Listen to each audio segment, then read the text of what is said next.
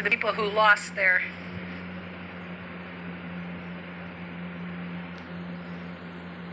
In this lesson, we're going to talk about the two transport layer protocols, TCP and UDP. And I'm going to start out with UDP. UDP is a protocol that's used primarily in streaming or real-time communications. And the reason that UDP works best in those types of environments is that UDP is not shackled by a bunch of overhead. And I'm going to explain that in a little bit more detail. At the transport layer, what happens is that communications that is data, which is a large string of bits, and so on. Just imagine how many bits there are in a web page or an email or a streamed movie. And each one of these data segments gets moved down to the transport layer. And at the transport layer, it's broken into segments. And each of these segments gets some port information in the header. So it's from, say, a random port, 5105, as the source. And let's say the destination is a DNS server. So that would be port 53. Each one of these segments is labeled with the source port and the destination port so that they become part of the same conversation.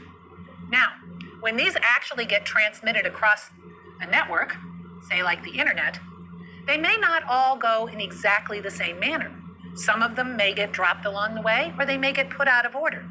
But in real time, for example, listening to my voice in real time, if we were having an IP phone conversation, if a packet got dropped, you probably wouldn't notice it unless it was a long stream of packets.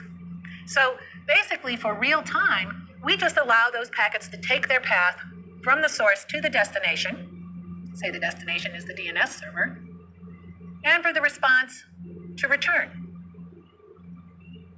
We aren't all that concerned about a few packets losing their way or getting placed out of order when they're received, because real time, it's not going to matter because we're not going to go back and pick up those other things, and the delay to wait would be more disruptive to the communications than losing those few packets. But there are definitely applications where even losing one packet would be catastrophic. For example, in a bank transfer, if we were sending millions of dollars across the internet and we lost a few packets and those happened to be the ones that contained the account numbers, it would be quite upsetting to the people who lost their information. So let's talk now about the other protocol, TCP. When networkers talk about UDP and TCP, they talk about them in terms of reliability. By reliability, what they mean is if packets are lost in a UDP stream, they're not retransmitted, and there's not any worrying going on about whether or not they get there.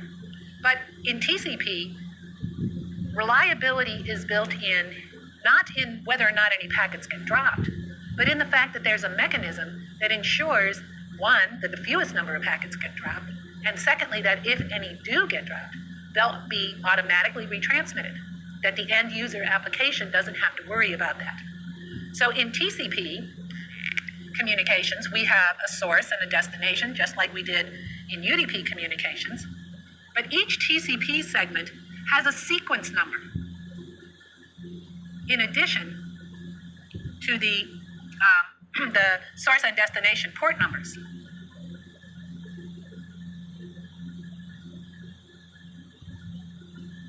So for example, if we were looking for a web page and we were sending the web page request, we would have a source, again, our random port number, and the destination port number would be 80, which is the TCP port assigned to a web server. So we would then have a sequence number assigned to each one of these segments. This is so that when it gets across the internet to the server, that the server will be able to receive those packets and to be able to account for each one. So for example, if this is 1, 2, and 3, and the server has gotten all of them, it would send back an acknowledgement that wanted me to start with sequence 4. So then I would send the next set of packets along the way. Constant communications goes on between the two devices, and this is the overhead I was talking about a little earlier.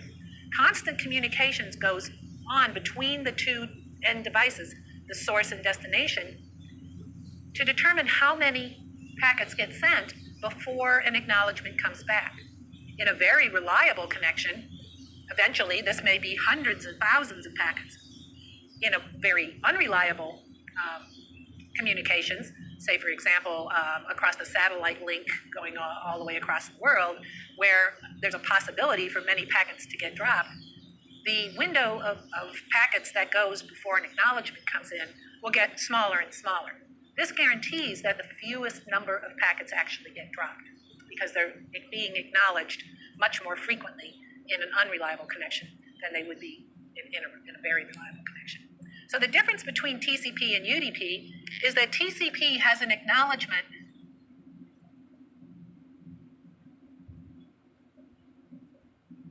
of receipt of the packets.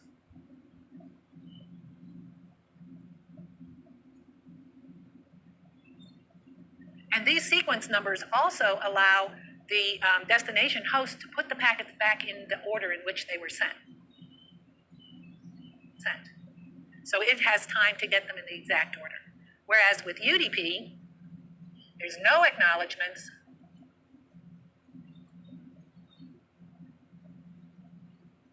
and no sequence numbers.